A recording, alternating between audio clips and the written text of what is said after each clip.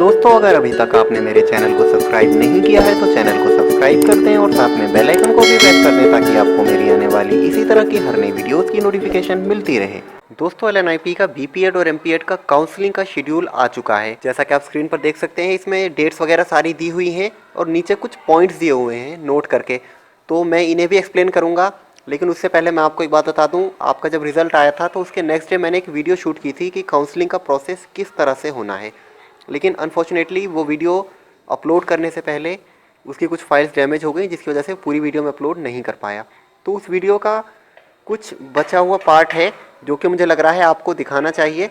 तो इस वजह से इस वीडियो में मैं उस बचे हुए पार्ट को मर्ज कर रहा हूँ, जिसमें मैंने बीपीएड की काउंसलिंग किस तरह से होनी है उसे थोड़ा सा एक्सप्लेन किया है। तो पहले आप उस वाली वीडियो को देख लें जो बचा हुआ पार्ट है, उसके बाद में इस शेड्यूल के नीचे जो पॉइंट्स दिए हुए हैं इन्हें आपको एक्सप्लेन करके बताऊंगा कि क्या क्या इसमें लिखा हुआ है। ठीक है, तो पहले ये वीडियो देख लें आप।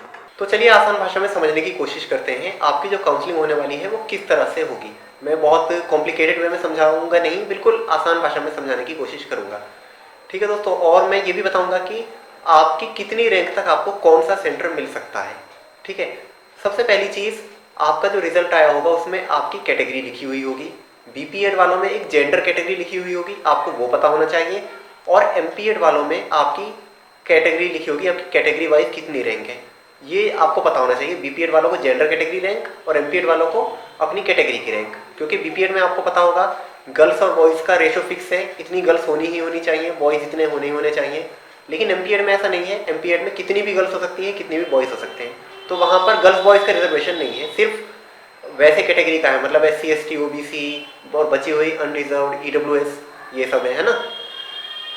तो सबसे पहले हम बीपीएड के बारे में ही बात कर लेते हैं, उसके बाद एमपीएड के बारे में डिटेल में थोड़ा सा बात करेंगे। सबसे पहली चीज़, बीपीएड में टोटल कितनी सीट्स हैं? दोनों सेंटर्स को मिला करके 220 सीट्स हैं। 110 ग्वालियर में, 110 गुवाहाटी में। अगर कैटेगरी वाइज देखा जाए तो जैसा कि आप स्क्रीन पर देख रहे हैं, एससी कैटेगरी में टोटल 16 सीट्स ग्वालियर में, 16 गुवाहाटी में। कितनी हो गई टोटल? 32 सीट्स हो गई। अब इसमें भी क्योंकि मैन और वीमेन है, गर्ल्स और बॉयज़, तो बॉयज़ की कितनी है? 11 ग्वालियर में, 11 गुवाहाटी में। टोटल एससी कैटेगरी में बीपीएड में बॉयज़ की कितनी सीट्स हो गई हैं? 22 सीट्स हैं। और गर्ल्स की कितनी सीट्स हो गई हैं? 5 ग्वालियर में, 5 गुवाहाटी में। कितनी सीट्स हो गई टोटल? 10 सीट्स हो गई हैं दोनों सेंटर्स को मिलाकर गर्ल्स की एससी कैटेगरी में। ठीक है, और इसी तरह से मैं पूरा पढ़ करके नहीं बता रहा हूँ क्योंकि आपको ये चीज़ें पता होंगी ऑलरेडी, आप जिस भी कैटेगरी में हैं कितनी कितनी सीट्स हैं। नहीं पता तो स्क्रीन पर आपको शो कर रखा है मैंने, आप यहाँ से देख सकते हैं। ठीक है, तो मैं एग्जाम्पल के लिए आपको एससी कैटेगरी से ही समझा देता हूँ। अब जैसे कि मान लेते हैं आपकी जो रैंक है, आप बॉय हैं, बॉयज़ की कैटेगरी में आते हैं आपकी रैंक है 15 रैंक मान लेते हैं आपकी।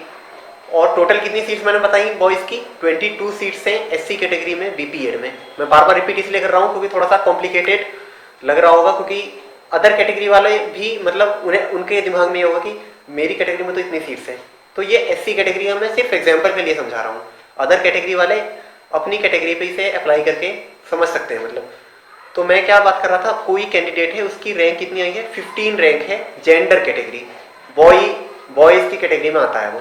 टोटल कितनी सीट बताई मैंने? 22 सीट्स हैं, 11 ग्वालियर में, 11 गुवाहाटी में। अब क्या होगा, आपको जो चॉइस प्रेफरेंस का दिया जाएगा, मतलब फर्स्ट प्रेफरेंस आपकी क्या होगी, सेकंड प्रेफरेंस आपकी क्या होगी, काउंसलिंग का जो आपका पूरा फॉर्म आएगा वो आपको फिल करना होगा कि मेरी फर्स्ट प्रेफरेंस ये है, ये वाला सेंटर, सेकंड प्रेफरेंस मेरा ये वाला सेंटर है। तो मान लेते हैं कि जिसकी 15 रैंक है उसने फर्स्ट प्रेफरेंस में ग्वालियर भरा और सेकंड प्रेफरेंस में गुवाहाटी भर दिया। ठीक है, लेकिन क्या होगा, मैंने क्या बताया, टोटल 22 सीट्स हैं, 11 ग्वालियर, 11 गुवाहाटी। तो जो स्टार्टिंग के 11 स्टूडेंट्स हैं वो फर्स्ट प्रेफरेंस में जो सेंटर भरेंगे उन्हें वो ही सेंटर मिलेगा जो उन्होंने भरा है। बाकी के जो बचे हुए स्टूडेंट्स हैं 11, उन्हें वो सेंटर मिलेगा जो बची हुई सीट्स हैं, चाहे वो ग्वालियर की बची हुई हो, चाहे वो गुवाहाटी की सीट्स बची हुई हो। और ये भी देखा जाएगा कि आपने अपनी फर्स्ट प्रेफरेंस में क्या भरा है। अब जैसे मैंने बताया कि एक स्टूडेंट की रैंक है जो कि एससी कैटेगरी में बिलोंग करता है, बॉयज़ कैटेगरी में आता है, बीपीएड का है, उसकी रैंक है 15। उसने फर्स्ट प्रेफरेंस में ग्वालियर भरा, सेकंड में गुवाहाटी भरा। लेकिन क्या हुआ, जो स्टार्टिंग के 11 स्टूडेंट थे उन्होंने अपनी फर्स्ट प्रेफरेंस में ग्वालियर भर रखा था। अब क्या हुआ, उनकी तो रैंक अच्छी है, और उन्होंने फर्स्ट प्रेफरेंस से क्या भर रखा है, ग्वालियर भर रखा है, तो उन्हें ग्वालियर की सीट मिल जाएगी क्योंकि उनकी रैंक अच्छी है। पहले तो उनकी बात मानी जाएगी ना जिनकी रैंक अच्छी है ना। तो 11 की 11 सीट ग्वालियर की भर गई। अब क्या हुआ, बची गुवाहाटी की सीट 11। तो वहां की जो बची हुई 11 सीट्स हैं, जिसकी स्टूडेंट की रैंक 15 है, वहां की सीट उसे मिलेगी। दूसरे केस में ऐसा हो सकता है, मान लेते हैं कि कोई स्टूडेंट है जिसकी रैंक है 5, 6, 7, जो भी कोई स्टूडेंट है, उसे मतलब गुवाहाटी अच्छा लगा, तो उसने क्या किया, फर्स्ट प्रेफरेंस में अपना गुवाहाटी भर दिया और सेकंड प्रेफरेंस में ग्वालियर भर दिया। तो अब क्या होगा, यहाँ पर 10 सीट्स ग्वालियर की हैं और मतलब एक सीट खाली हो गई ग्वालियर की, वो गुवाहाटी जाएगा क्योंकि उसकी स्टार्टिंग की 11 रैंक है। और मैंने आपको क्या बताया, स्टार्टिंग के 11 रैंक वाले एससी कैटेगरी के बॉयज, बीपीएड वाले, जिनकी भी स्टार्टिंग की 11 रैंक है, वो जहां भी फर्स्ट प्रेफरेंस में रहेंगे उन्हें वही मिलेगा। अब यहाँ पे क्योंकि एक स्टूडेंट ने गुवाहाटी भर दिया, तो आगे की जो रैंक वाले स्टूडेंट होंगे उनमें देखा जाएगा कि 11 के बाद 12वीं रैंक वाले स्टूडेंट ने कौन सा सेंटर भरा है। अगर उसने ग्वालियर फर्स्ट में भरा है तो पहले उसे दे दिया जाएगा। मान लेते उसने भी गुवाहाटी भरा है तो फिर देखा जाएगा 13 रैंक वाले ने क्या भरा है, अगर उसने भी गुवाहाटी भरा है उसे गुवाहाटी दे दिया जाएगा। फिर देखा जाएगा 14 वाले ने क्या भरा है, मान लेते हैं 14 वाले ने ग्वालियर भरा था, तो अब 14 वाले को दे दिया जाएगा उस रैंक 5 वाले की सीट। ठीक है, समझ रहे हैं आप? कॉम्प्लिकेटेड थोड़ा सा लग रहा है लेकिन कॉम्प्लिकेटेड है नहीं, बिल्कुल सिंपल चीज है। मतलब जितनी टोटल सीट ग्वालियर में है, आपको ध्यान रखना है ग्वालियर में जितनी सीट्स हैं, क्योंकि ज्यादातर स्टूडेंट ग्वालियर ही भरते हैं, इस वजह से मैं ज्यादा ग्वालियर का बता रहा हूँ फर्स्ट प्रेफरेंस का। नहीं तो ऐसा नहीं है, अगर जिसकी रैंक कम है वो गुवाहाटी भरता है तो उसे गुवाहाटी भी मिलेगा। और ऐसा नहीं है कि गुवाहाटी सेंटर बेकार है, दोनों सेंटर अच्छे हैं, आप कोई सा भी सेंटर भर सकते हैं। कई लोग पूछते हैं कि मुझे कौन सा सेंटर भरना चाहिए, ग्वालियर या गुवाहाटी, तो मैं कहूँगा कोई सा भी भर सकते हैं जो आपके घर के पास हो, है ना। तो ये मैंने एससी कैटेगरी का आपको एग्जाम्पल देकर समझाया। सेम इसी तरह से एसटी कैटेगरी में होगा, ओबीसी में, अनरिजर्व में, ईडब्ल्यूएस कैटेगरी में होगा। ठीक है, तो ये बीपीएड की बात हो गई, मैंने आपको समझा दिया। और एक चीज और है दोस्तों, जो काउंसलिंग में जिन स्टूडेंट्स का एलिजिबल लिखा हुआ आ रहा है, उनमें एलिजिबल लिखे हुए में सारे के सारे स्टूडेंट का सिलेक्शन नहीं होगा, क्योंकि जो काउंसलिंग जिन लोगों का एलिजिबल लिखा हुआ आ रहा है, काउंसलिंग में क्या चीज है, आप अगर प्रोस्पेक्टस देखेंगे एलएनआईपी का इस सेशन का, तो उसमें लिखा हुआ है 50% of the total number of seats, जितने भी स्टूडेंट हैं उन्हें काउंसलिंग के लिए नेक्स्ट स्टेप के लिए एलिजिबल कर दिया जाएगा। जैसे कि मैंने बताया, इसमें टोटल कितनी सीट्स है, 110 सीट्स है, और 110 ग्वालियर में और गुवाहाटी दोनों को मिलाकर कितनी होगी, 220 सीट्स हो गई। तो 220 प्लस 50% ऑफ 220 कितना हो गया, ये हो गया 330 के आसपास कुछ हो गया है ना। तो इतने स्टूडेंट एलिजिबल हैं काउंसलिंग के लिए, लेकिन जितने एलिजिबल हैं उन सारों को सीट नहीं मिलने वाली है। सीट कितनों को मिलेगी, सिर्फ और सिर्फ 220 स्टूडेंट्स को सीट मिलेगी, उनकी कैटेगरी को देख करके, उनकी रैंक को देख करके, उनकी प्रेफरेंस को देख करके। ठीक है, ये चीज़ हो गई। मुझे लगता है आप समझ गए हैं जो मैंने बीपीएड का आपको अभी समझाया है। आपको क्या ध्यान रखना है, अपनी जेंडर कैटेगरी देखिए, उसके बाद आप देखिए कौन से सेंटर में कितनी सीट है आपकी, उसके बाद आपको क्या देखना है, अगर मतलब उस वाली रैंक में आप आते हैं तो आपको कौन सा सेंटर मिलेगा, उस वाली रैंक में नहीं आते तो आपको कौन सा सेंटर मिल सकता है। ये चीज़ होगी बीपीएड की। अब एमपीएड की बात कर लेते हैं। ठीक है दोस्तों, तो आपने वीडियो देख ली। जिस तरह से मैंने वीडियो में बीपीएड के बारे में बताया है, सेम उसी तरह से एमपीएड का भी काउंसलिंग का प्रोसेस होना है। फ़र्क सिर्फ इतना है एमपीएड में कि एमपीएड में सब्जेक्ट स्पेशलाइजेशन भी है। तो आपको क्या करना होगा, एमपीएड में सेंटर के साथ साथ अपना सब्जेक्ट स्पेशलाइजेशन के प्रेफरेंसेस भी भरने होंगे। ठीक है, 6 अलग अलग स्पेशलाइज सब्जेक्ट्स हैं ना एलएनआईपी में, जो कि आपको पता होंगे, मैंने अपनी पिछली वीडियोस में एक्सप्लेन कर रखा है उनके बारे में। तो आपकी फर्स्ट प्रेफरेंस पर क्या है, सेकंड प्रेफरेंस पर क्या है, इस तरह से आपको पूरी लिस्ट फिल करनी होगी एमपीएड वालों को, और साथ में दोनों स्टडी सेंटर को भी आपको फिल करना होगा। ठीक है, उन दोनों को देखते हुए ही ये डिसाइड किया जाएगा कि आपको कौन सा सेंटर अलॉट किया जाना है। इसके लिए दोस्तों आप स्क्रीन पर देख सकते हैं कौन सी कैटेगरी में एमपीएड में कौन से कोर्स में कितनी कितनी सीट्स हैं। ये जो मैं आपको सीट्स का डिवीज़न दिखा रहा हूँ, ये मैंने अपने टेलीग्राम चैनल पर डाल दिया है, वहाँ से भी आप डाउनलोड करके देख सकते हैं एमपीएड में कौन से सब्जेक्ट स्पेशलाइजेशन में कौन से सेंटर में कितनी कितनी सीट्स हैं और कौन सी कैटेगरी में है। ठीक है, वो आप देख लें, तो उसी के अकॉर्डिंग ये डिसाइड होगा कि किस कैंडिडेट को कहाँ की सीट मिलनी है और कौन सा स्पेशलाइज सब्जेक्ट मिलना है अकॉर्डिंग टू हिज और her preference and study centre preference. ठीक है, तो होपफुली आपको वो समझ में आ गया होगा एमपीएड वालों को भी। अब बात कर लेते हैं दोस्तों, काउंसलिंग का जो प्रोसेस है वो किस तरह से होना है। तो जैसा कि आप स्क्रीन पर देख सकते हैं, 4 दिसंबर से 7 दिसंबर के बीच चॉइस फिलिंग डेट है आपकी, यानी कि आपको कल से लेकर के 7 दिसंबर के बीच चॉइसेस फिल करनी है। आपका स्टडी सेंटर क्या होगा फर्स्ट प्रेफरेंस पर और सेकंड प्रेफरेंस पर क्या होगा। एमपीएड वालों को अपने सब्जेक्ट स्पेशलाइजेशन की प्रेफरेंसेस भी फिल करनी होंगी इसके साथ। ठीक है, उसके बाद क्या होगा, 11 दिसंबर को सीट अलॉटमेंट लेटर आएगा आपके पास, यानी आपको कौन सी सीट अलॉट की गई है, गुवाहाटी की गई है या ग्वालियर की गई है। और एमपीएड वालों में ये भी लिखा होगा कि आपको कौन सा स्पेशलाइज सब्जेक्ट अलॉट किया गया है। ठीक है, ये कब होगा, 11 दिसंबर को आएगा, ऑनलाइन ही होगा आपका सीट अलॉटमेंट लेटर जो आपके पास आएगा। आपकी ईमेल पर आ सकता है या दूसरे जिस भी तरह आएगा वो मैं आपको बता दूंगा। उसके बाद क्या होगा, अगर आपको अलॉटमेंट लेटर मिल जाता है तो 11 दिसंबर से 15 दिसंबर के बीच आपको अपनी फीस का पेमेंट करना है। और उसके साथ साथ एक चीज़ और है, ये हो सकता है कि कुछ स्टूडेंट ने फर्स्ट प्रेफरेंस में ग्वालियर भरा हो लेकिन उन्हें गुवाहाटी सेंटर मिल गया हो, तो उनके पास एक ऑप्शन है कि वो अपग्रेडेशन के लिए ऑप्ट कर सकते हैं। अगर ग्वालियर सेंटर में सीट्स वैकेंट रह जाती हैं तो जो सेकेंड फेज़ की काउंसलिंग होगी उसमें जो अपग्रेडेशन का जिन स्टूडेंट्स ने ऑप्ट किया है, हो सकता है कि वैकेंट सीट्स उन्हें अलॉट कर दी जाएं। ठीक है, तो इसमें एक बार हम इसे पढ़ लेते हैं।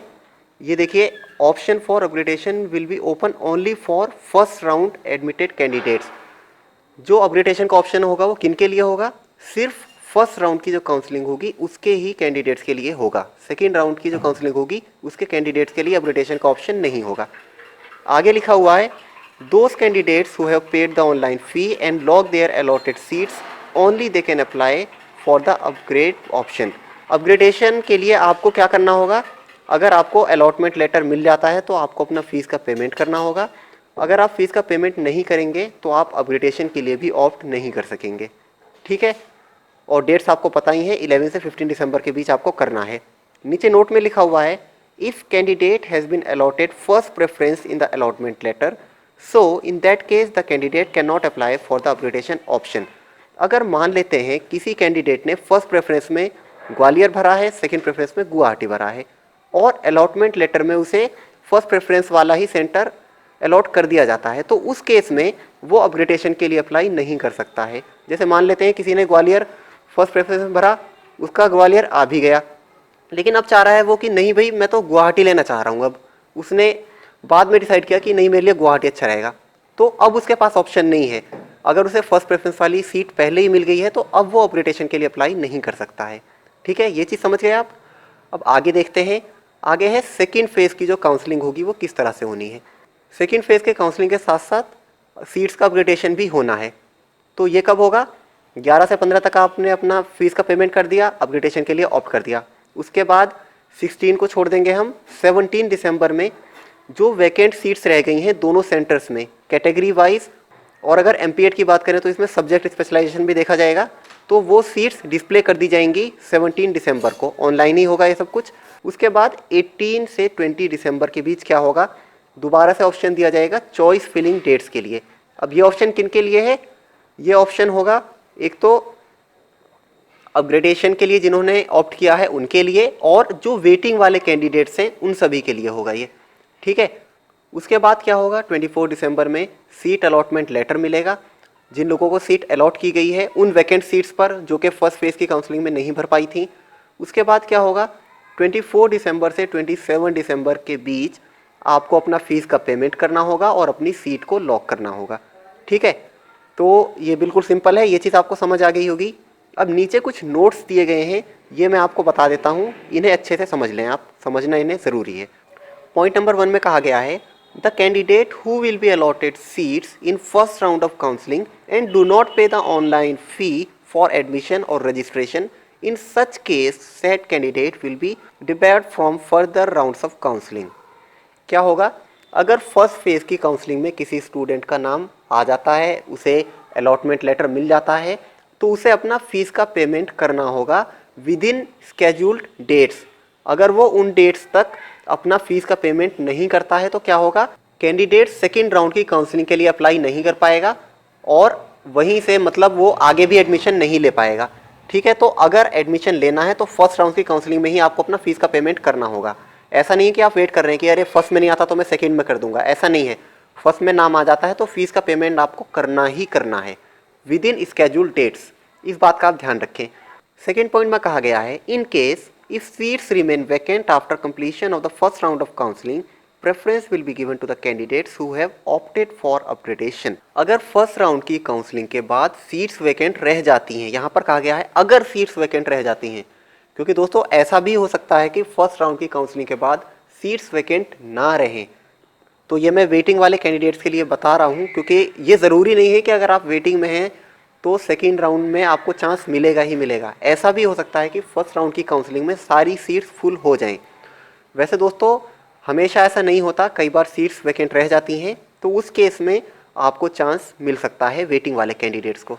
ठीक है, in case the seats remain vacant after completion of the first round counselling, preference will be given to the candidates who have opted for upgradation. अब क्या होगा, जो सेकेंड राउंड होगा उसमें भी उन स्टूडेंट्स को पहले प्रेफरेंस दी जाएगी वैकेंट सीट्स अलॉट करने की जिन्होंने अपग्रेडेशन के लिए ऑप्ट किया था फर्स्ट राउंड की काउंसलिंग वाले स्टूडेंट्स। ठीक है, thereafter second round choice filling will be done by fresh eligible candidates only.